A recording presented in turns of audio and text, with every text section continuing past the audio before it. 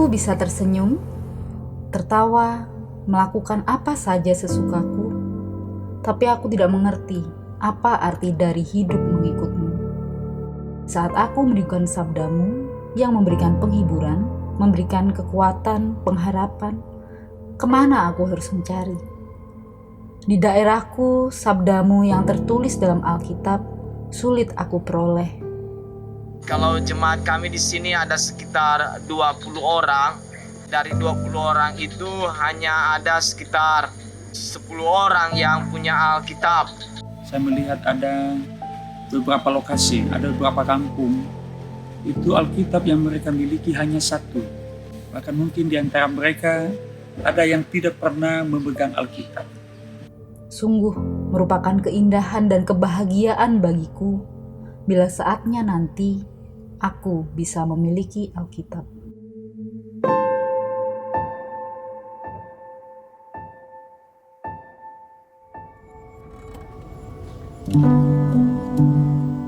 Kebutuhan umat akan Alkitab terus berdatangan melalui surat dan email, di mana banyak sekali umat Tuhan yang bermimpi dan rindu akan Alkitab hadir di tengah kehidupan mereka. Melalui program Satu Dalam Kasih, LAI menjembatani kebutuhan Alkitab dan bagian-bagiannya bagi daerah-daerah yang membutuhkan. Saya ini orang buta, tidak sekolah. Tapi kerinduan saya ini saya punya senjata. Terus terima dengan dua tangan seperti berkat besar.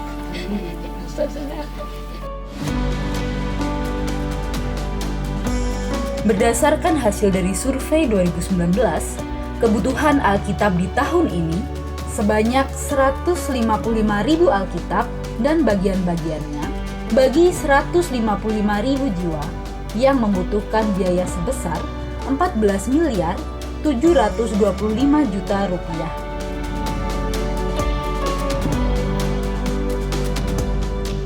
Sampai dengan akhir September 2020, dana yang terkumpul dari hasil dukungan para donatur berjumlah 3.603.447.130 rupiah, sehingga masih membutuhkan dana sebesar 11.092.552.869 rupiah. Meskipun dalam kondisi pandemi, Alkitab yang sudah tersedia hasil dukungan Satu Dalam Kasih 2020 tetap kami salurkan. Saat ini, Alkitab sedang dalam perjalanan menuju titik penyebaran.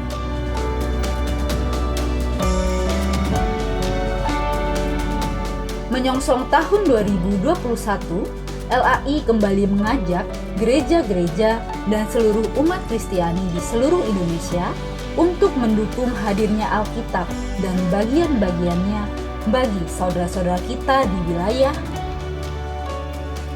Humbang Hasudutan, Enggano, Kabupaten Ketapang, Kalimantan Utara, Sulawesi Barat, Buol Toli-Toli, Tagulandang, Luwuk, Mori, Toraja, Sabu, Kaimana, Asmat, dan Komoro.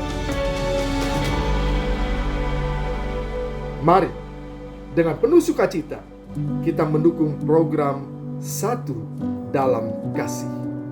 Berkat Tuhan yang sungguh luar biasa, kita mau bagikan juga, agar banyak jiwa-jiwa yang bisa menerima kabar baik, mendapatkan Alkitab melalui program Satu Dalam Kasih.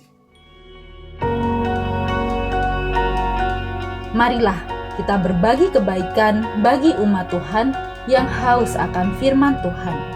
Karena perjalanan hidup yang dikehendaki Tuhan adalah ketika kita mampu berbagi bagi sesama dan bukan menikmatinya sendiri.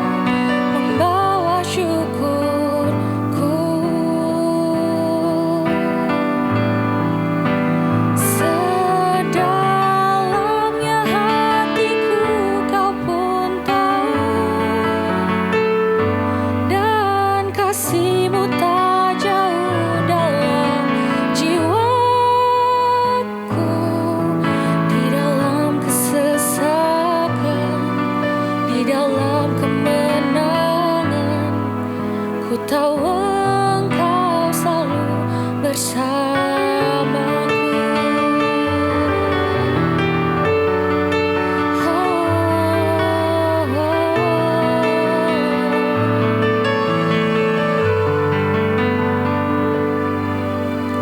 Hanya Kau tempatku berlindung, hanya Engkau laguku dan kekuatanku. Izinkanlah ku datang menyembah, membawa syukurku. Sedalamnya hatiku Kau pun tahu, dan kasih-Mu tak jauh dalam jiwaku. Di dalam kesesakan, di dalam kemenangan, ku tahu Engkau selalu bersamaku. Sedalamnya hatiku Kau pun tahu, dan kasih-Mu tak jauh dalam jiwaku. Di dalam kesesakan, di dalam kemenangan, ku tahu Engkau selalu bersamaku. Sedalamnya hatiku Kau pun tahu, dan kasih-Mu tak jauh dalam jiwaku.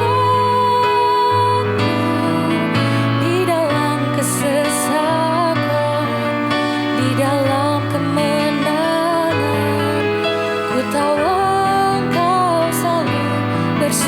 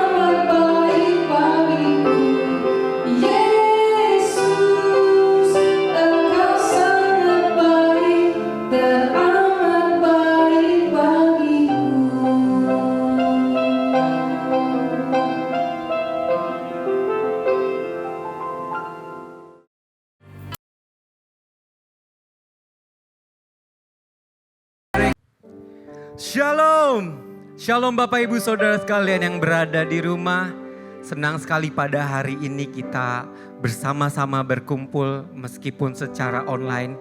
Kita yakin dan percaya Tuhan juga hadir dimanapun kita berada ketika kita datang beribadah, memuji, menyembah Tuhan.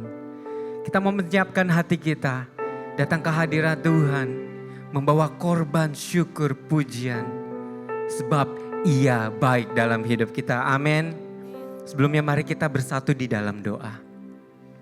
Bapa dalam kerajaan sorga, kami bersyukur buat hari ini Tuhan. Hari yang telah Engkau jadikan buat kami. Untuk kami bersama-sama datang berkumpul, bersekutu, memuji dan menyembah Engkau Allah yang hidup. Terima kasih Bapa.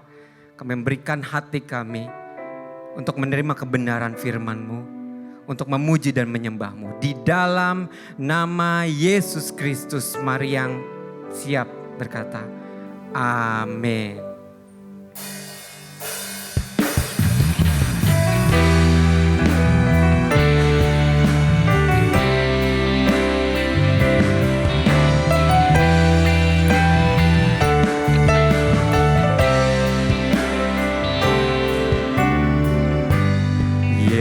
Yesusku, penyelamatku, tiada yang seperti Engkau. Setiap hari ku memuji keajaiban kasih-Mu, penghibur.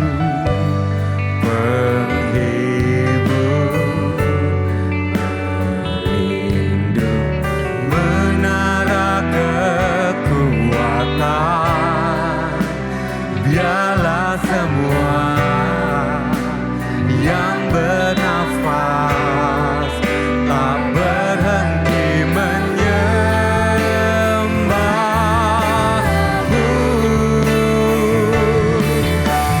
Nyanyian bersoraklah bagi Dia, pujian hormat kuasa bagi Raja.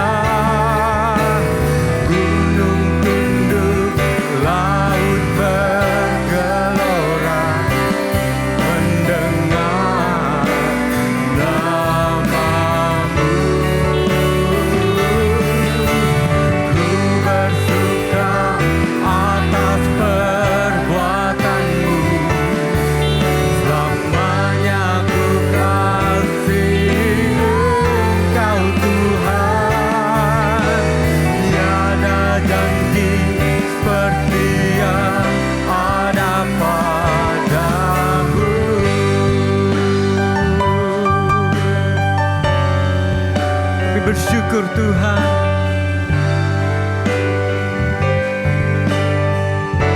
Katakan Kau penghibur, pelindung.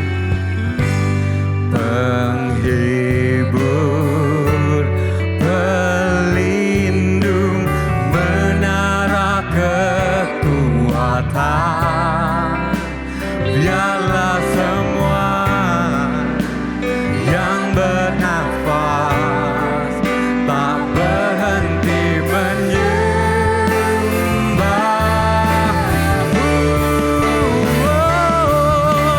Nyanyi dan bersoraklah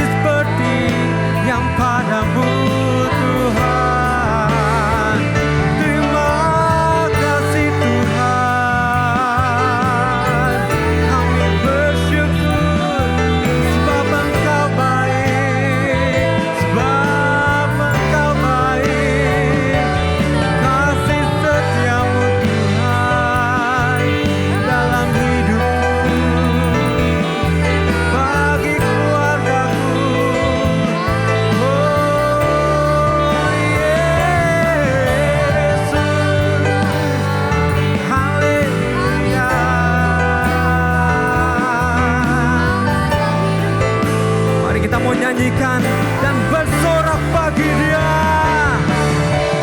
Nyanyi dan bersoraklah bagi Dia.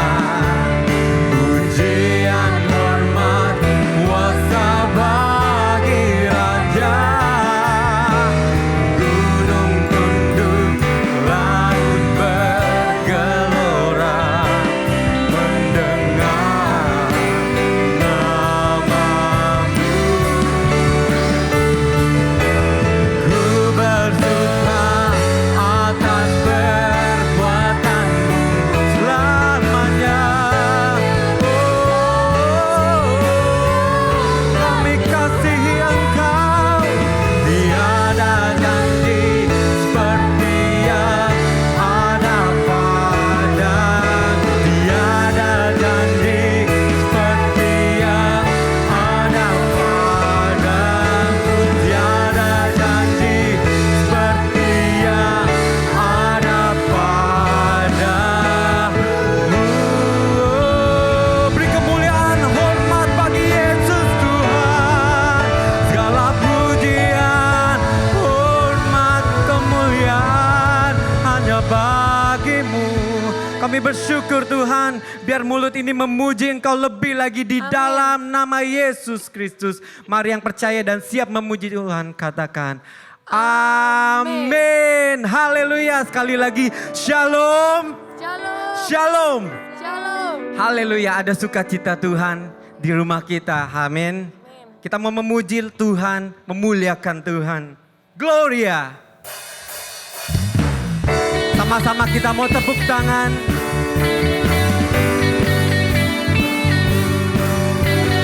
Sebab Dia bertata di atas pujian kita. Amin. Kami percaya Tuhan, Kau hadir di tengah kami Tuhan. Sebab 2-3 orang berkumpul di dalam nama-Mu, Kau hadir. Kami datang bawa pujian, bersama memuji-Mu Tuhan. Satukan suara dan nyanyikan sorak kemenangan. Kami datang bawa pujian, bersama memuji-Mu Tuhan. Satukan suara dan nyanyikan sorak kemenangan. Katakan Gloria.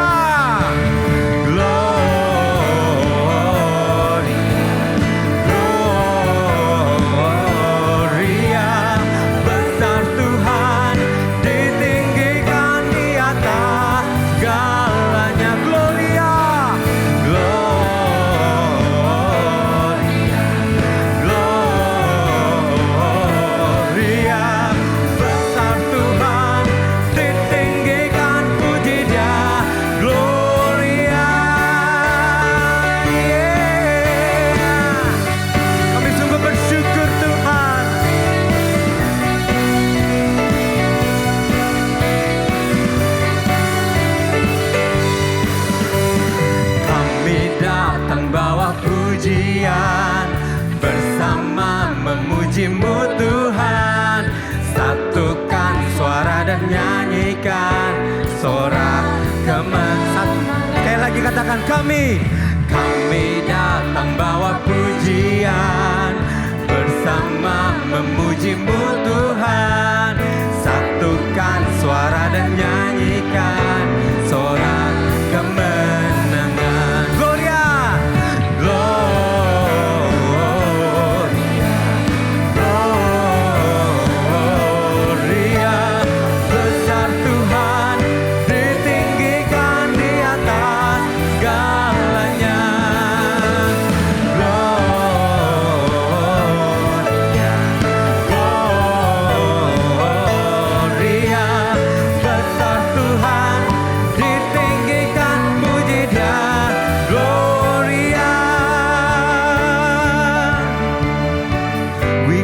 Glory, we give you honor, we give you praise for all that you are. We give you glory, we give you honor, we give you praise, Lord.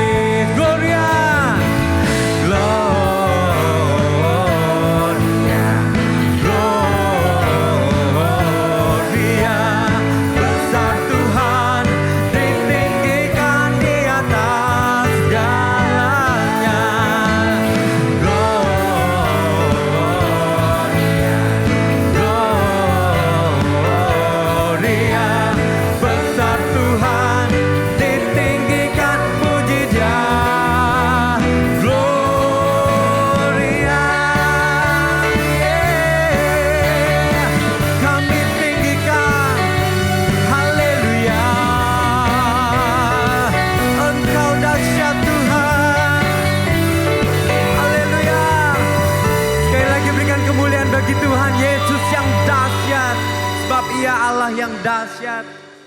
Haleluya.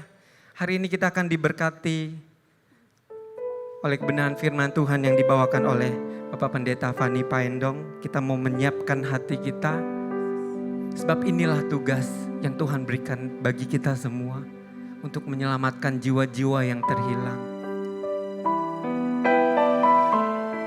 Biar kami memiliki hati seperti hati-Mu Tuhan.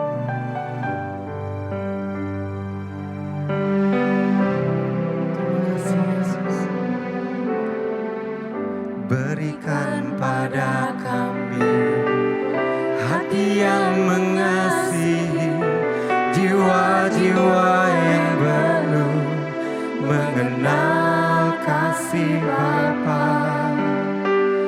Mereka yang dalam gelap, mereka yang tersesat, hati kami iman seperti hati-Mu Yesus. Tuhan, ini tugas kami, beri keberanian bagi kami.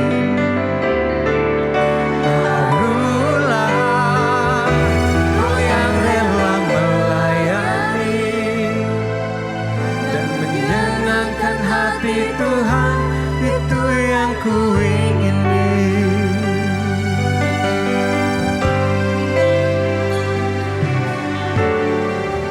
Berikan pada kami hati yang mengasihi jiwa-jiwa yang belum mengenal kasih Bapa. Mereka yang dalam gelap, mereka yang tersesat, hati kami ibarat seperti hati-Mu Yesus. Tuhan, ini tugas kami, beri keberanian bagi kami. Taruhlah Roh yang rela melayani dan menyenangkan hati Tuhan, itu yang kuingini. Oh Tuhan, ini tugas kami, beri keberanian bagi kami. Taruhlah Roh yang rela melayani dan menyenangkan hati Tuhan, itu yang kuingini.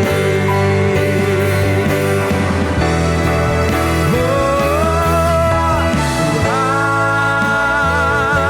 ini tugas kami, beri Tuhan. Serahkan pada hamba-Nya. Taruhlah Roh yang rela melayani dan menyenangkan hati Tuhan, itu yang kuingini. Dan menyenangkan hati Tuhan, itu yang kuingini. Dan menyenangkan hati Tuhan, itu yang kuingini.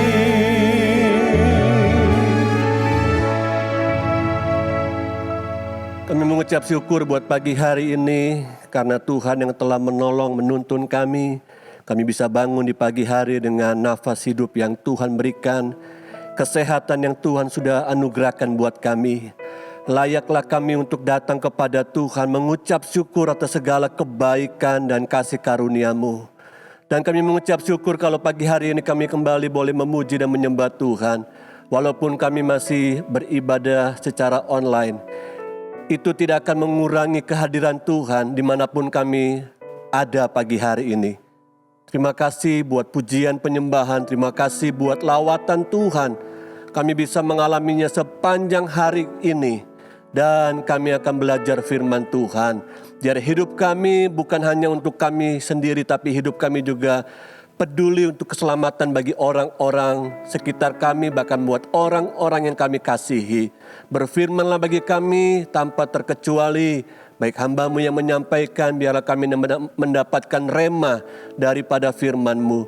Di dalam nama Tuhan Yesus Kristus, haleluya, amin. Shalom Bapak Ibu Saudara yang Tuhan kasihi. Saya percaya kita tetap datang beribadah secara online. Hari ini kita juga patut mengucap syukur. Dan bulan ini Gereja Betel Indonesia mengangkat sebuah tema tentang misi atau penginjilan, evangelism. Dan hari ini kita akan bersama-sama belajar kembali firman Tuhan dengan judul Methodeless Evangelism. Methodeless Evangelism. Atau dalam tema yang diberikan oleh Badan Pekerja Harian Gereja Betel Indonesia berjudul Tidak Ada Metode Terbaik dalam Penginjilan. Tidak ada metode terbaik penginjilan. Baik, kita buka bersama-sama Alkitab kita yang terambil di dalam Amsal pasal 16 ayat 1 sampai dengan ayat yang kelima. Amsal 16 ayat 1 sampai dengan ayat yang kelima. Manusia dapat menimbang-nimbang dalam hati, tetapi jawaban lidah berasal daripada Tuhan. Segala jalan orang adalah bersih menurut pandangannya sendiri, tetapi Tuhanlah yang menguji hati. Serahkanlah perbuatanmu kepada Tuhan, maka terlaksanalah segala rencanamu. Tuhan membuat segala sesuatu untuk tujuannya masing-masing, bahkan orang fasik dibuatnya untuk hari malapetaka. Setiap orang yang tinggi hati adalah kekejian bagi Tuhan. Sungguh, ia tidak akan luput dari hukuman. Bapak, Ibu, Saudaraku yang Tuhan kasihi, setiap manusia mencoba untuk memilih jalannya sendiri. Kita merasa apa yang kita lakukan dan kita rencanakan dalam hidup ini itulah yang terbaik. Saya bicara di sini bukan hanya bicara tentang strategi, bahkan perencanaan hidup bagi keluarga kita, bahkan bagi pekerjaan, usaha, termasuk masa depan anak-anak kita. Tapi saya bicara di sini juga konteksnya di dalam ruang lingkup pelayanan gereja Tuhan. Termasuk di dalamnya ada yang namanya penginjilan. Ingatlah baik-baik bahwa di atas semuanya itu Tuhan menguji motivasi. Tuhan menguji dasar hati kita. Apa yang kita rencanakan, apa yang kita akan lakukan, kita harus tahu bahwa ada satu pribadi yang maha tahu. Dia melihat segala apa yang kita rencanakan. Dia melihat apa yang kita lakukan. Termasuk di dalam pelayanan kita kepada sesama dan pelayanan kita kepada Tuhan. Termasuk juga dengan apa yang kita sedang rancangkan hari-hari ini untuk menjangkau jiwa-jiwa di sekitar kita. Atau jiwa-jiwa yang memang Tuhan khususkan berbicara dalam hati kita, bahkan juga berbicara dalam gereja Tuhan di tempat ini untuk menjangkau jiwa-jiwa di pedalaman. Suku-suku terasing atau daerah-daerah tempat-tempat yang jauh dari kota Jakarta. Kita harus tahu bersama-sama pentingnya kita untuk menyertakan Tuhan dan menyerahkan segalanya kepada Tuhan. Karena Dia yang membuat terlaksana. Dia yang membuat segala sesuatunya itu berhasil. Strategi dan perencanaan memang kita perlukan. Kita perlu menyusun strategi, kita perlu menyusun sebuah perencanaan. Tapi tidak dapat dijadikan sebuah dasar untuk kita meraih sebuah keberhasilan. Doa saya setiap kita yang memperhatikan firman Tuhan hari ini, kita bisa menyimak bahwa strategi dan perencanaan dalam hidup manusia apapun itu, termasuk di dalam evangelism, termasuk di dalam ladang Tuhan, pekerjaan Tuhan dan penginjilan, itu diperlukan.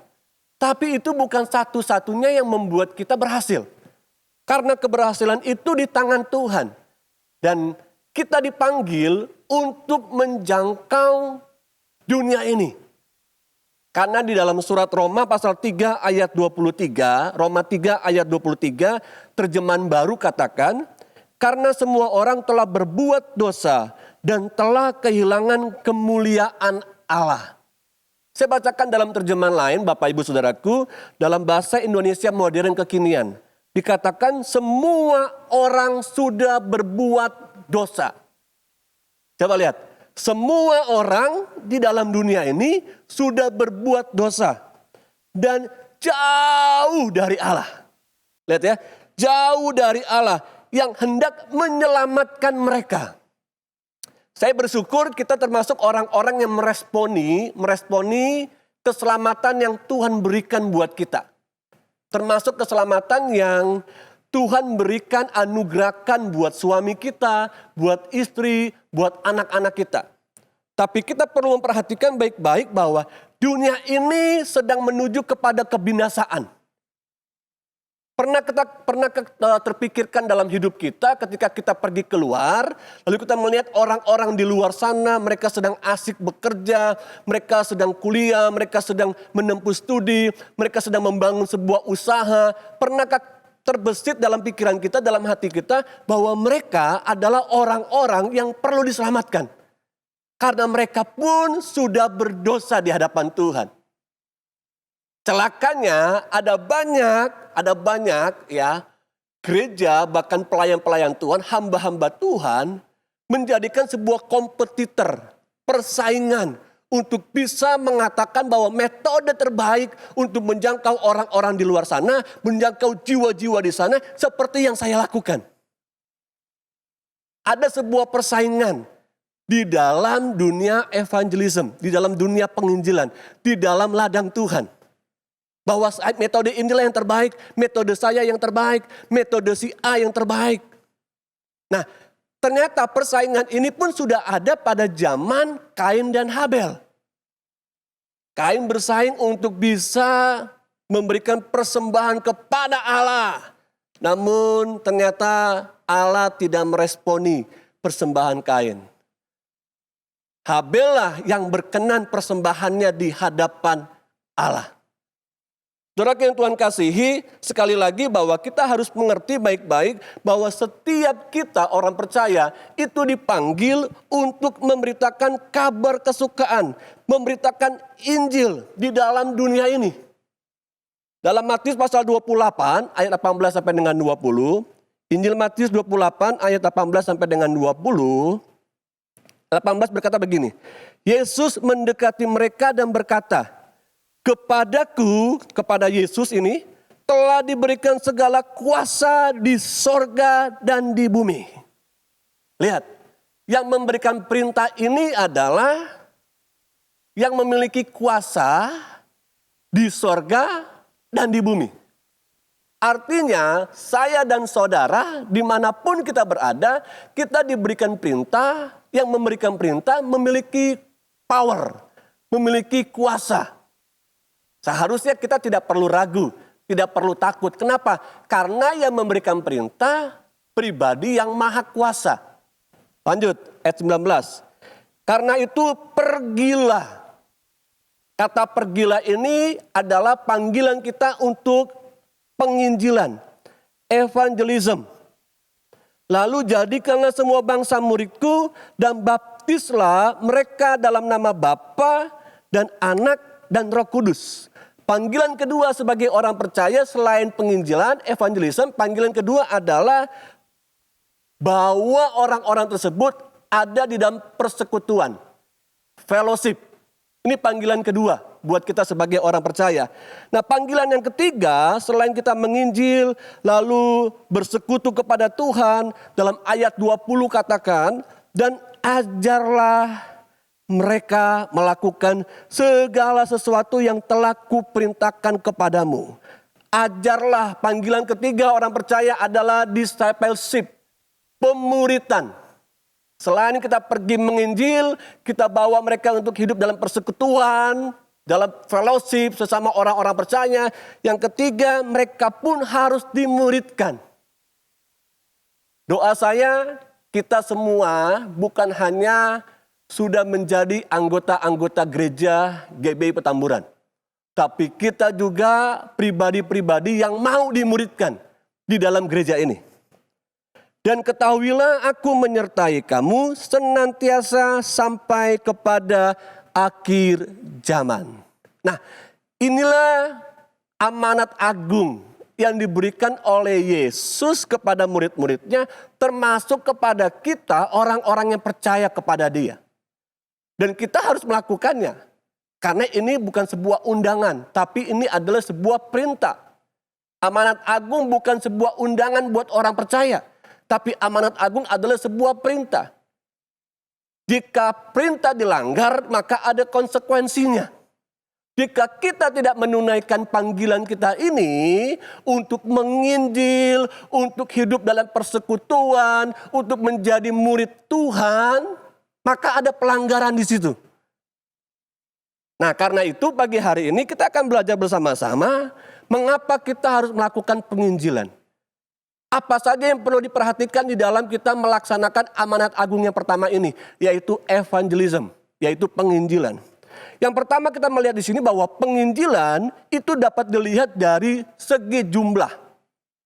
Penginjilan dapat dilihat dari segi jumlah. Karena ada penginjilan pribadi, penginjilan perseorangan, dan ada penginjilan secara jumlah yang sangat besar. Atau penginjilan massa. Dan penginjilan pribadi ini kalau Bapak Ibu Saudaraku perhatikan, ini Yesus sering lakukan. One on one. Waktu Yesus datang dikatakan di dalam Yohanes pasal 4 ayat 1 sampai dengan 42, Yesus itu bertemu dengan seorang perempuan Samaria. Pertemuan ini tidak lazim, tidak biasa. Tapi Yesus datang untuk menghampiri perempuan Samaria. Yesus melakukan sebuah penginjilan perseorangan pribadi kepada perempuan ini yang berasal dari Samaria. Dan Yesus melakukan juga penginjilan terhadap Sakeus di dalam Lukas 19 ayat 1 sampai dengan 10. Kita lihat bersama-sama bahwa penting kita mengerti dan melakukan seperti yang Yesus lakukan. Dan setiap kita pun memiliki panggilan yang sama untuk melakukan penginjilan secara perseorangan. Siapa hari-hari ini yang Tuhan taruh dalam hati kita untuk kita menginjil secara pribadi? Mungkin suami kita yang belum sungguh-sungguh percaya kepada Tuhan. Atau mungkin istri kita. Atau mungkin anak-anak kita. Atau orang muda yang kau sedang bergumul terhadap pertobatan orang tuamu. Ini tugas kita. Atau teman kantormu, teman bisnismu, teman sekolah, teman kampus dan lain sebagainya. Lakukanlah itu menjadi sebuah panggilan Tuhan untuk kita menginjil secara perseorangan, secara pribadi. Namun yang kedua, kita pun bisa melakukan penginjilan massa atau penginjilan dalam jumlah yang sangat besar. Waktu Yesus sedang berkhotbah di bukit, waktu Yesus sedang berkhotbah di tepi danau, waktu Yesus sedang berkhotbah di dalam bait Allah, Yesus sedang memproklamirkan Injil. Evangelism terjadi di sana. Sebelum COVID-19, ada banyak gereja melakukan kebaktian rohani atau KKR. Atau kebaktian penyegaran rohani dan lain sebagainya. Ini contoh kebaktian penginjilan secara besar jumlahnya. Saya ingat ada sebuah gereja di Jakarta itu bisa berdiri sampai hari ini. Karena sebelumnya mereka melakukan sebuah penginjilan secara jumlah yang sangat besar. Ya. Api kemuliaannya buat kota Jakarta. Dan di situ ternyata banyak petobat-petobat baru. Akhirnya menjadi cikal bakal terciptanya lahirnya sebuah gereja. GBI Api Kemuliaannya. Nah, saudara lihat bahwa setiap kita punya potensi, punya kesempatan untuk melakukan penginjilan. Bukan hanya secara besar jumlahnya, karena mungkin kita tidak bisa melakukannya, tapi kita juga bisa melakukannya secara perseorangan. Nah, yang kedua, kita perlu perhatikan di sini bahwa penginjilan pun dapat dilakukan secara langsung. Kita bertemu langsung dengan orang-orang tersebut, seperti Yesus bertemu dengan perempuan Samaria, seperti Yesus bertemu dengan Sakeus. Kita bisa bertemu dengan orang-orang secara langsung yang memang Tuhan sudah panggil kita untuk menjangkau mereka. Baik di dalam keluarga kita, family, baik di dalam ruang lingkup studi, di sekolah, di kampus, bahkan lembaga-lembaga pendidikan, di tempat kita les atau kursus, ataupun di marketplace, tempat di mana kita bekerja, berusaha, menjadi seorang entrepreneur. Setiap kita punya kesempatan ini, jangkau mereka, bertemu secara langsung, minta hikmat Tuhan, Roh Kudus mengurapi kita. Kenapa kita seringkali tidak berani untuk menyatakan kabar kesukaan itu?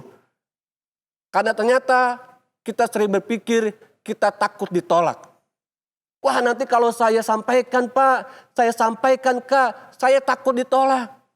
Saya takut renggang persahabatan saya. Atau bisnis saya takut renggang dan lain sebagainya. Saudaraku yang Tuhan kasihi, tugas kita adalah hanya menyampaikan. Karena yang memberikan pertumbuhan adalah Roh Kudus sendiri. Kalau mungkin waktu kita bertemu hari ini dan tidak mendapatkan respon, Roh Kudus tidak kehilangan akal. Dia mampu memberikan peringatan-peringatan kepada orang-orang yang sudah kita temui untuk kita sampaikan berita Injil. Nah, yang kedua, ternyata penginjilan pun dapat dilakukan secara tidak langsung. Secara tidak langsung contohnya seperti menggunakan media. Media di sini dibagi menjadi 3, writing, audio, dan visual. Writing contohnya adalah penginjilan lewat newspaper, magazine, koran, majalah, tulisan di blog, atau warta gereja kita, traktat-traktat. Ini secara writing. Kita bisa menuliskan di situ. Dan kita bisa bagikan, kita bisa share. Lihat, tulisan yang diilhami oleh Roh Kudus itu tidak akan kembali dengan sia-sia. Kalau kita lihat di Alkitab, begitu banyak tulisan-tulisan Rasul Paulus yang disampaikan kepada jemaat-jemaat yang dia layani. Dan ternyata tulisan-tulisan itu, saudaraku, itu juga sekarang kita baca. Dahsyat. Luar biasa, pengaruhnya luar biasa. Kita perlu media hari-hari ini. Lihat seperti hari ini kita mungkin tadinya tidak terbiasa dengan ibadah online. Namun semua gereja berbondong-bondong akhirnya memperlengkapi medianya. Supaya apa? Supaya begitu banyak jemaat, begitu banyak jiwa-jiwa di luar sana waktu mereka mengikuti ibadah seperti hari ini. Mereka mendengar pujian penyembahan, mereka mendengar firman Tuhan, mereka dilawat oleh Tuhan. Jujur kalau kita bisa lihat sekarang berapa followernya GB Petamburan di YouTube. Berapa banyak follower kita di dunia sosial media. Begitu banyak kita bisa menjangkau orang-orang di luar sana yang kita tidak pernah temui sampai ke ujung dunia lewat pelayanan media. Jadi setiap tulisan-tulisan kita itu bisa berimpact untuk menjangkau jiwa-jiwa. Bahkan juga kita bisa melakukan secara audio, lewat radio, siaran-siaran, lewat podcast, lewat lagu-lagu yang diciptakan. Ini penginjilan secara tidak langsung lewat media. Saya mengajak jemaat Tuhan, bahkan kau orang-orang muda, engkau dengar baik-baik. Gunakan talentamu, kalau engkau memang bisa menciptakan lagu, engkau bisa membuat sebuah acara seperti podcast dan lain sebagainya, gunakan semaksimal mungkin. Karena kita tidak tahu kita sedang menabur dan memberikan pertumbuhan ada Roh Kudus. Dia akan memberikan pertumbuhan, jiwa-jiwa akan dijangkau sebanyak-banyaknya. Bukan untuk eksistensi kita di dunia maya, bukan. Tapi untuk kemuliaan Tuhan. Biar banyak jiwa dimenangkan. Dan kita bisa menggunakan secara visual penginjilan itu. Tayangan-tayangan di televisi, video-video yang kita buat, cerita pendek dan lain sebagainya, webinar, bahkan channel YouTube kita, sosial media kita, Facebook, Instagram dan lain sebagainya. Sudahkah kita menggunakan ini semua sebagai sarana untuk kita menjangkau jiwa-jiwa di luar sana? Lihat, pasang sosial mediamu jangan hanya untuk traveling. Pasang sosial mediamu jangan hanya untuk taruh status kuliner.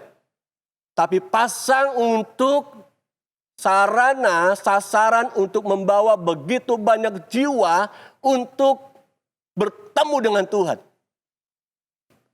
Hari-hari ini saya juga melakukan hal yang sama. Mungkin terkadang jenuh, mungkin terkadang seperti kehilangan ide. Tapi ketika kita hidup di dalam hubungan dengan pribadi Allah, Holy Spirit yang akan menerangi kita dan akan menolong kita untuk bisa melakukan secara konsisten. Amin. Mari kita lakukan penginjilan. Kita lakukan evangelism. Ini bukan hanya tugas seorang penginjil.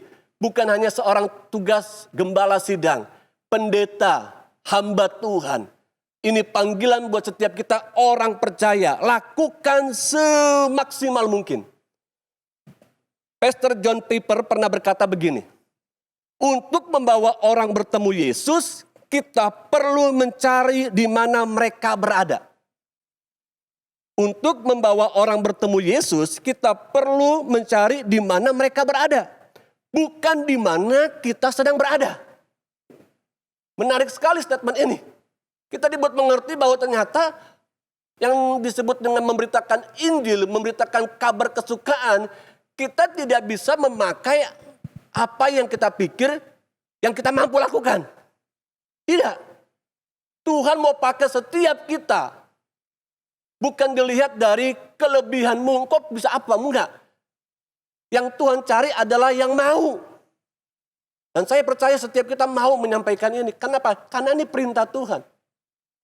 Lakukanlah semaksimal mungkin dan izinkan Roh Kudus yang akan menolong kita. Memberikan pertumbuhan. Nah berikutnya, penginjilan ternyata, saudaraku, juga tidak memandang latar belakang orang. Baik dia orang yang dianugerahi harta yang banyak atau orang kaya, atau juga orang yang memang hidup dengan keterbatasan. Yang kita kenal dengan istilah orang miskin. Di Alkitab kita bisa melihat Yesus itu bertemu dengan orang-orang seperti itu. Orang yang memiliki status tinggi, jabatan penting, orang yang memiliki begitu banyak harta seperti Sakeus.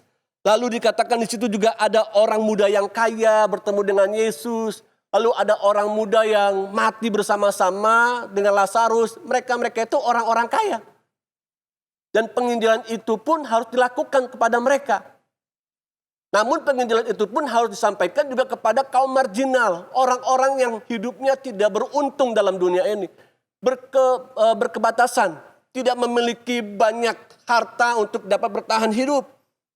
Lazarus contohnya yang meninggal bersama-sama dengan orang kaya itu. Lalu ada janda yang sangat miskin.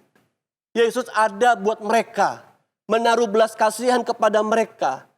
Dalam bagian lain firman Tuhan katakan, ternyata kita ketika memberikan pertolongan, bantuan buat orang-orang seperti itu, kita sedang memiutangi Tuhan.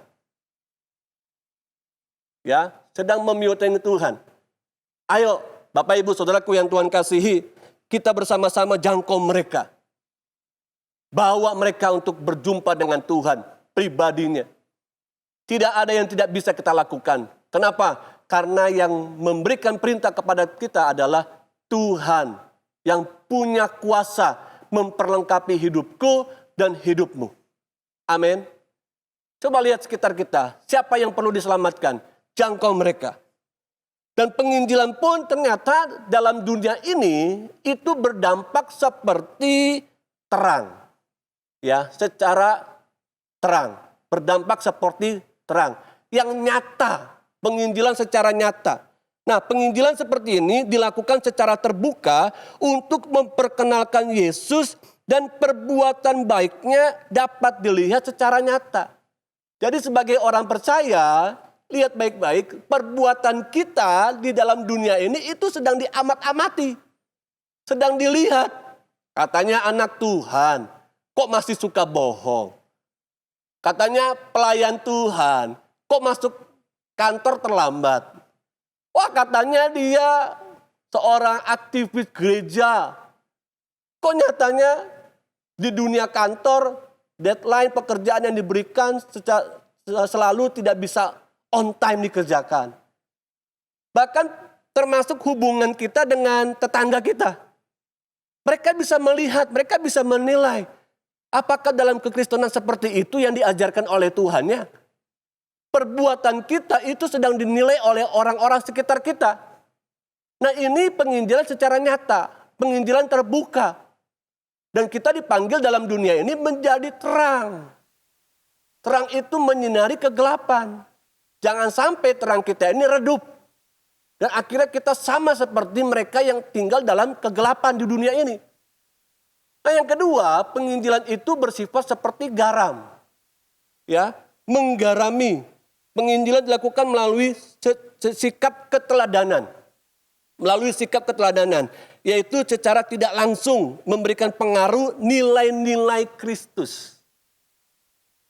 Secara nggak langsung, kita bisa jadi contoh yang baik, teladan yang baik. Sebagai seorang suami, engkau bisa jadi teladan bagi istrimu. Demikian sebaliknya, istri bisa menjadi teladan bagi suami. Anak-anak melihat orang tua mereka, orang tuanya bisa menjadi teladan. Anak-anak juga bisa menjadi teladan bagi orang tua mereka, dan lain sebagainya. Ingat, penginjilan yang paling efektif di dalam dunia ini adalah bukan penginjilan di belakang mimbar, seperti yang saya lakukan pagi ini. Bukan. Tapi penginjilan yang efektif adalah penginjilan yang kita bisa lakukan dengan keteladanan yang kita berikan. Itu punya kuasa yang dahsyat. Ayo, hari-hari ini kalau ada sesuatu yang masih kita lakukan salah, dan orang lain melihat kita lalu kecewa, dan orang tersebut mulai undur daripada Tuhan, kita punya tugas untuk membawa mereka untuk balik kepada Tuhan. Amin. Berbaliklah kepada teladan Kristus yang sudah Dia berikan buat kita. Termasuk kita orang-orang percaya harus jadi contoh, harus jadi teladan. Paulus berkata kepada anak didiknya Timotius, jadilah teladan. Jadilah teladan. Dalam kasihmu, dalam perkataanmu, dalam tingkah lakumu, dalam pikiranmu, dalam kesucianmu. Jadilah teladan. Dan Tuhan mau kita ini harus menjadi garam dan terang. Menginjil sifatnya seperti menjadi terang dan menjadi garam. Menjadi terang sekali lagi adalah perbuatan nyata kita, perbuatan baik kita itu kelihatan. Dan kita bisa langsung bertemu dengan orang-orang tersebut, lalu tantang mereka untuk percaya kepada Tuhan. Ini penginjilan secara nyata. Namun yang kedua, penginjilan secara tidak langsung, yaitu dengan penginjilan yang sifatnya seperti memberikan dampak menjadi garam. Ayo Bapak Ibu Saudaraku yang Tuhan kasih, kita berlomba-lomba untuk menjadi garam dan terang. Karena Tuhan panggil kita di dalam dunia ini. Nah, berikutnya, kapan penginjilan itu dapat dilakukan? Kapan penginjilan itu dapat dilakukan? Penginjilan itu dapat dilakukan secara waktu yang khusus yang pertama. Ya, kita punya perencanaan kapan kita akan pergi ke Kalimantan, kapan kita akan pergi ke pedalaman Papua. Dikhususkan kapan kita akan bertemu dengan orang-orang sekitar kita yang sudah kita gumulkan di dalam doa. Ini dikhususkan seperti Filipus dipersiapkan secara khusus dengan waktu Tuhan untuk menjangkau sida-sida dari tanah Ethiopia. Kita perlu bawa juga di dalam doa orang-orang yang kita akan injili. Kita menangis buat mereka. Sampai waktunya Tuhan berkata, datang hampiri dia. Beritakan kabar baik. Beritakan Injil. Dia sedang susah. Dia sedang mengalami pergumulan masalah ekonomi. Dia sedang konflik dengan suami, dengan istri. Dia sedang punya masalah dengan anak-anaknya. Punya masalah dalam pekerjaan. Punya masalah dalam studinya. Mungkin juga terikat dengan narkoba. Terikat dengan pornografi. Datang kepada mereka. Ini ada waktu-waktu yang dikhususkan. Didoakan, diratapi. Sehingga akhirnya Tuhan menggerakkan kita. Ini, this is the time. Ini waktunya. Datang, hampiri dia. Namun yang kedua, selain waktu yang dikhususkan, ada waktu sehari-hari yang kita jalani ini. Ya, waktu sehari-hari yang kita jalani ini, yaitu kronos. Bapak Ibu Saudaraku yang Tuhan kasihi, mari hidup di dalam dunia ini jangan sambil lewat. Halo, hidup di dalam dunia ini jangan sambil lewat. Bangun pagi Doa, sarapan, mandi, kerja. Habis pulang kerja, pulang, mandi, makan, tidur. Ini namanya hidup sambil lewat. Kita di dalam dunia ini hidup tidak sambil lewat. Tapi hidup harus berdampak dalam keseharian kita. Apa dampaknya? Bukan hanya prestasimu dalam dunia kerja, dalam dunia usaha. Tapi ingat baik-baik, ketika Yesus datang kali yang kedua, dia akan tanya kepada kita, berapa jiwa yang kau selamatkan? Berapa orang yang percaya kepada dia? Jangan sambil lewat. Hidup harus berdampak. Hidup harus bermakna. Amin. Hiduplah dalam keseharian kita untuk menyampaikan Injil. Nah, bahayanya seringkali ada gereja atau hamba-hamba Tuhan yang menganggap bahwa metode penginjilannya itu yang terbaik. Metode penginjilan terbaik. Kalau itu terjadi dalam dunia pelayanan, dalam gerejawi, di dalam panggilan kita sebagai seorang penginjil, sebagai seorang hamba Tuhan, celakanya ketika kita menganggap bahwa metode kita yang terbaik, yang pertama kita akan cenderung melupakan Tuhan. Enggak fokus kepada jiwa, tapi fokus kepada metode. Lalu yang kedua, kita merasa bahwa kita lebih hebat daripada gereja yang lain. Lebih hebat daripada hamba Tuhan yang lain. Kenapa? Karena kita merasa bahwa metode kita terbaik. Dan kita juga bisa menghambat potensi-potensi lainnya yang sebenarnya dapat kita lakukan. Karena Roh Kudus adalah kreatif. Roh Kudus itu tidak stuck berhenti dalam satu metode. Tidak. Roh Kudus bisa memperkaya kita untuk menjangkau begitu banyak jiwa-jiwa di luar sana. Amin. Ayo bersama-sama minta Roh Kudus. Apa lagi yang harus saya lakukan? Apa yang bisa saya perbuat? Dan metode-metode yang menjadi baku itu akan mematikan kreativitas metode pelayanan penginjilan. Tidak ada satupun di dalam dunia ini ada metode yang terbaik yang dapat kita pegang untuk menjangkau jiwa-jiwa di luar sana. Kita harus kembali kepada Tuhan. Penginjilan menjadi efektif bukan karena strategi dan metodenya. Tetapi penginjilan menjadi efektif jika dilakukan dengan yang pertama, ketulusan hati. Lalu yang kedua, dilakukan dengan sebuah kesadaran. Dilakukan dengan kerendahan hati. Dilakukan dengan kasih karena Kristus sudah mengasihi kita lebih dahulu. Lakukanlah ini semua dengan rasa hormat dan kagum akan pribadinya Tuhan. Saya tutup dengan ayat terakhir buat kita bersama-sama. Surat Roma 1 ayat 16. Roma 1 ayat 16 dalam versi firman Allah yang hidup berkata begini. Versi firman Allah yang hidup. Sebab saya tidak merasa malu akan berita kesukaan mengenai Kristus ini. Berita ini adalah cara Allah yang penuh kuasa. Power untuk membawa semua orang percaya ke surga. Orang percaya ke surga. Berita ini mula-mula hanya dikabarkan kepada orang-orang Yahudi saja. Tetapi sekarang setiap orang diundang untuk datang kepada Allah dengan cara yang sama. Berita Injil itu tadinya memang hanya untuk orang-orang Yahudi dikatakan. Tapi sekarang berita itu untuk semua orang. Siapa semua orang itu? Bapak, Ibu, Saudara bisa menjawab sendiri. Siapa mereka yang belum percaya, belum kenal Yesus? Orang-orang yang dekat dengan kita, bahkan orang-orang yang di luar sana. Itu tugas kita untuk apa? Karena di dalam Injil ada kekuatan Allah. Amin. Di dalam Injil ada kekuatan Allah. Pendeta Dr. Rubin Adi Abraham, Ketua BPH Gereja Betel Indonesia, mengatakan jiwa-jiwa yang dibawa kepada Tuhan harus mengalami 3 hal ini. Yang pertama, power encounter. Perjumpaan dengan kuasa Tuhan. Saulus berjumpa dengan kuasa Tuhan. Dia tiba-tiba mengalami sebuah kejadian supranatural, matanya tidak bisa melihat. Paulus mengalami power encounter. Yang kedua, jiwa-jiwa itu selain mengalami kuasa Tuhan, miracle, mujizat daripada Tuhan. Yang kedua, mereka harus mengalami truth encounter. kebenaran, perjumpaan dengan kebenaran. Yohanes 14 ayat 6 katakan begini, akulah jalan kebenaran dan hidup. Artinya di dalam dunia ini tidak ada satupun yang dikatakan menjadi orang yang sudah benar.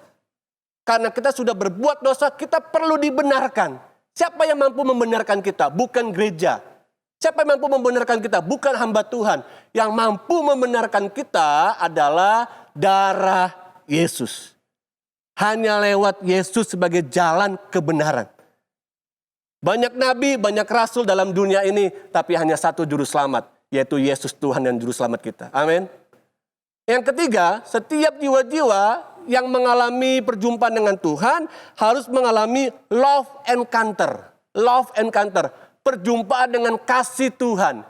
Yohanes 3 ayat 16, karena begitu besar kasih Allah akan dunia ini, mereka berjumpa dengan kasih Tuhan. Lewat siapa? Lewat kita orang-orang percaya yang membagikan kasih kepada mereka. Amin. Sekian firman Tuhan buat kita bersama-sama pagi hari ini. Doa saya sekali lagi, jangan jadikan satu metode pun menjadi andalan kita untuk menjangkau jiwa-jiwa di sana.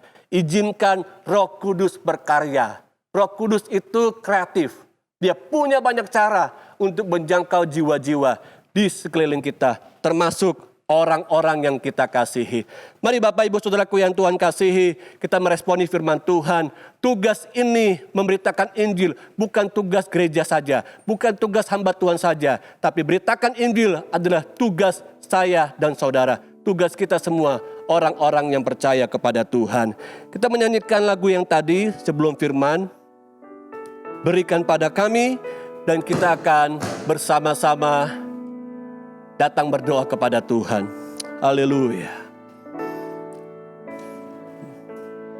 Amin.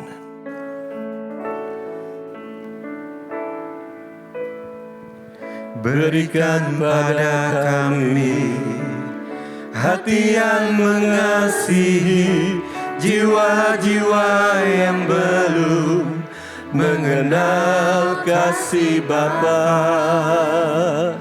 Mereka yang dalam gelap, mereka yang tersesat, hati kami iba seperti hatimu Yesus.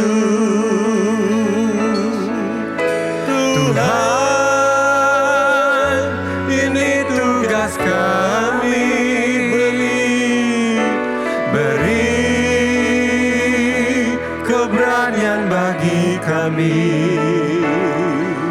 Taruhlah Roh yang rela melayani dan menyenangkan hati Tuhan, itu yang kuingini. Bapak Ibu Saudaraku yang Tuhan kasih, dimanapun kau berada pagi hari ini, engkau mendengarkan firman Tuhan, engkau meresponi firman Tuhan, engkau dan saya dipanggil untuk beritakan Injil. Injil artinya adalah kabar kesukaan. Tidak ada satu kabar pun yang mendatangkan kesukaan dalam dunia ini. Kabar kesukaan itu adalah karena Yesus sudah lahir dan mati buat kita sama-sama. Amin. Mari angkat tanganmu, izinkan saya berdoa. Dimanapun kau berada, biar Tuhan melawat engkau, memenuhi engkau dengan kuasa Roh Kudus. Dan Roh Kudus menimbulkan banyak kreativitas untuk kita menjangkau jiwa-jiwa. Sesuai dengan pada zamannya, sesuai dengan generasinya. Tuhan Yesus, terima kasih buat firman Tuhan hari ini. Kau ajar kami untuk kami mengerti, panggilan ini adalah buat kami orang-orang percaya. Beritakan Injil dimanapun mereka berada, bukan di mana kami berada. Tapi Tuhan mau kami menjadi sungguh-sungguh peka apa yang Tuhan mau kami lakukan dalam masa-masa akhir ini.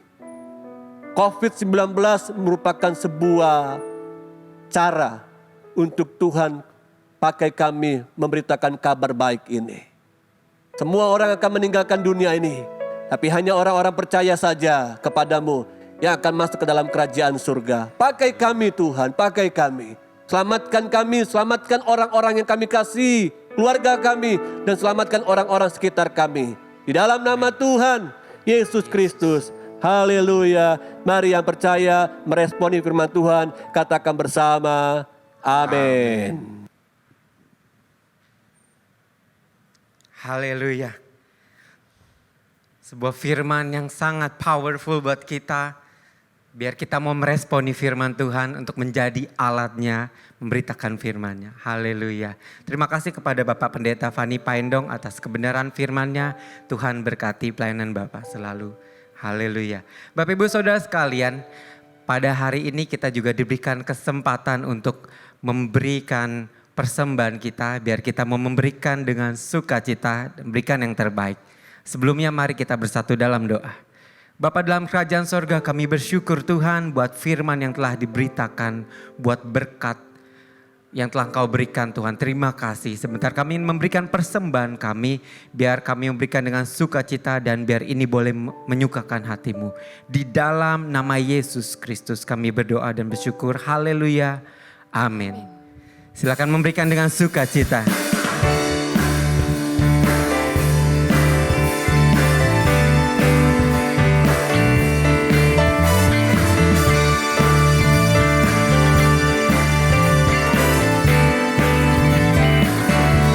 Raja segala raja, pencipta segalanya, layaklah diagungkan selamanya. Segala ciptaannya memuji namanya, bawalah korban syukur padanya. Biar segala yang bernafas puji Dia Yesus Tuhan dan Raja. Besar Tuhan dan layak dipuji. Besar Tuhan dan layak dipuji. Segala suku, kaum dan bahasa kan sujud menyembah Dia. Besar Tuhan, katakan besar Tuhan.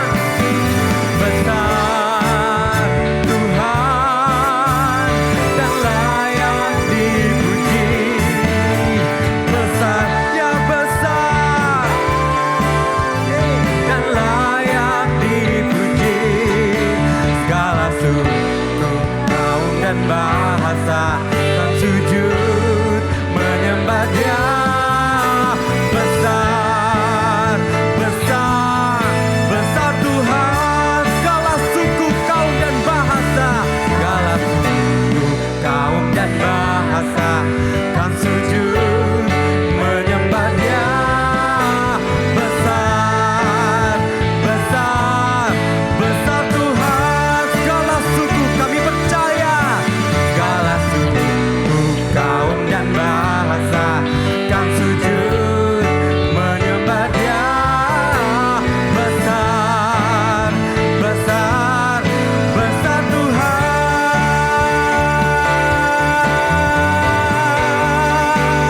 Engkau besar. Haleluya. Bapak Ibu Saudara sekalian, kita akan menyaksikan Petamburan News.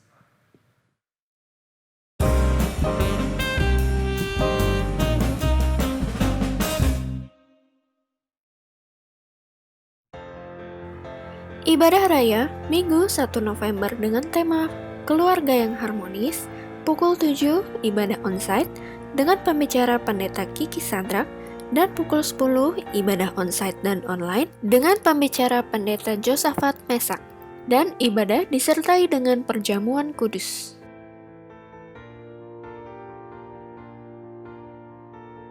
Jangan lupa ikuti tayangan Petamburan Bible Study nanti malam di YouTube GBI Petamburan pukul 7. Petamburan Bible Study minggu depan dengan tema Pengantar Perjanjian Baru akan disampaikan oleh Pendeta Asigor Sitanggang di YouTube GBI Petamburan pukul 7. Ibadah doa Selasa 27 Oktober pukul 19 dengan pembicara Pendeta Muda Jomima Patisia di YouTube GBI Petamburan. Ibadah WBI Jumat 30 Oktober pukul 10 dengan pembicara Pendeta Muda Ermiga. Ibadah Next Gen Minggu 1 November digabung dengan ibadah raya pukul 7 dan pukul 10.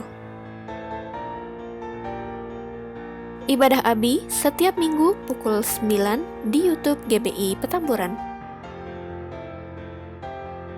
Bagi Anda yang membutuhkan dukungan doa atau konsultasi secara online, Anda dapat menghubungi nomor WhatsApp GBI Petamburan yang tertera.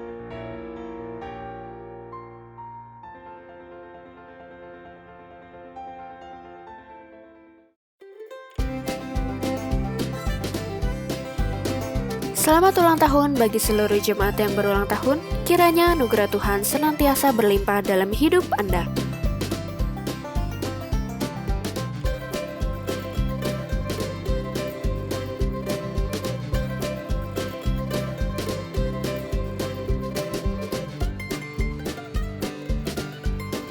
Selamat hari Minggu, Tuhan Yesus memberkati. Haleluya. Salam Bapak Ibu yang dikasihi oleh Tuhan. Shalom.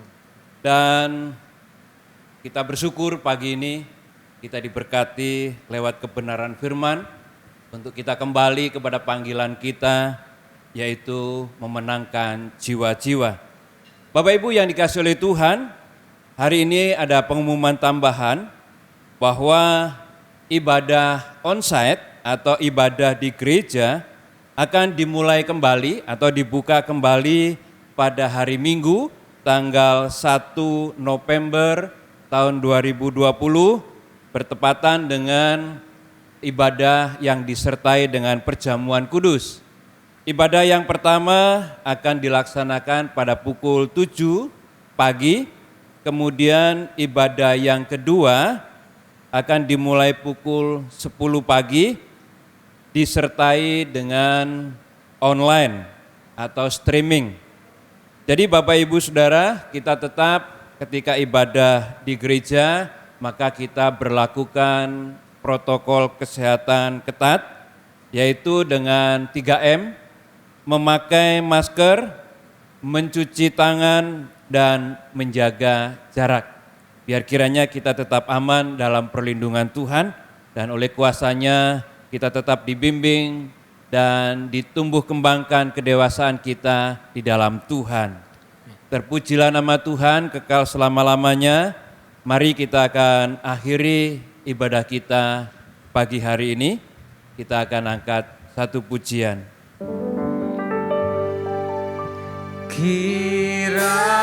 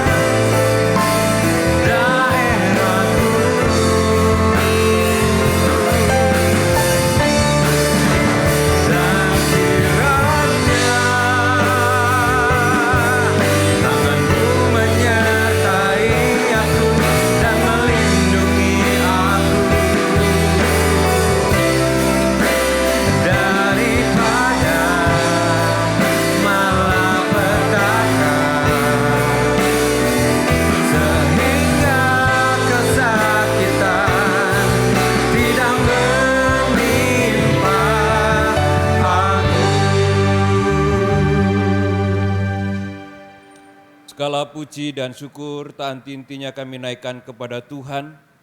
Oleh kebaikan dan kemurahan-Mu Bapa yang telah membawa kami ada hari ini ya Tuhan. Terima kasih untuk penyertaan dan perlindungan bahkan pemeliharaan Allah yang begitu indah hingga saat ini ya Tuhan. Terima kasih Bapa di surga untuk firman yang telah kami dengarkan pagi hari ini. Biar kiranya ini Tuhan terus menggugah hati kami untuk terus kami melayani dan mengasihi jiwa-jiwa bagi kemuliaan nama Tuhan. Kiranya Tuhan berkati hamba-Mu, Bapak Pendeta Fani Paendong ya Tuhan. Dimanapun hamba-Mu melayani ya Tuhan, kiranya kasih anugerah Allah tetap menyertai hamba-Mu. Tuhan juga berkati keluarganya ya Tuhan. Tuhan juga berkati pekerjaannya ya Bapa. Biar kiranya oleh kemurahan Tuhan dan kasih karunia Allah, biarlah keluarga ini boleh menjadi teladan bagi banyak keluarga yang lain ya Bapa.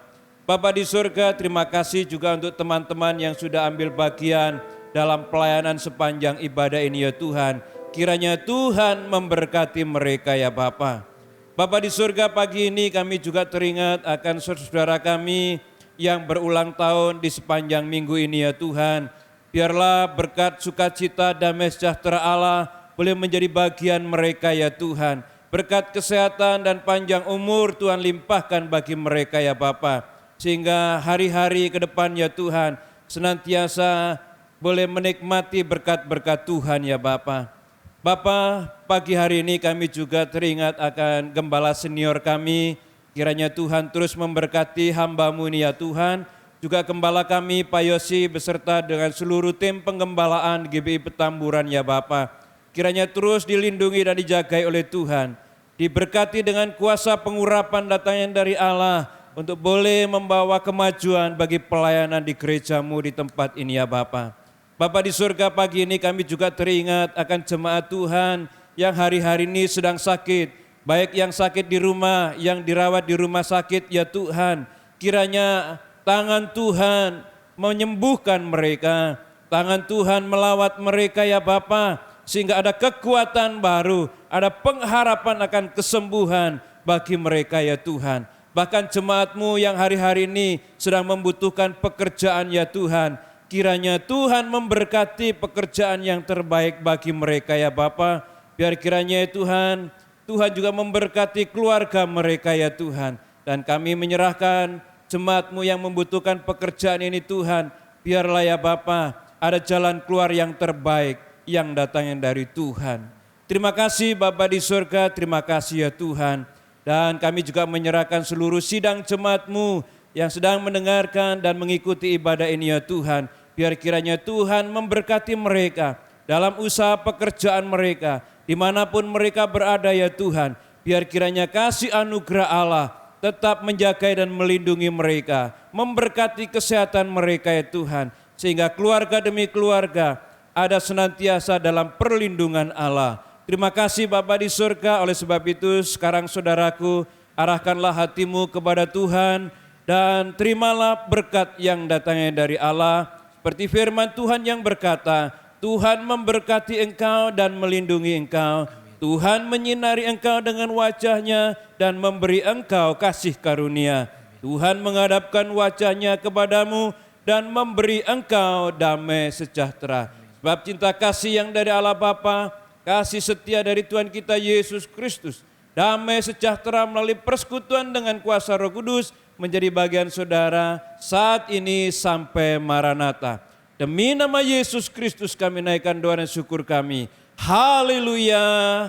Amin. Bapa, terima kasih. Bapa, terima kasih. Bapa di dalam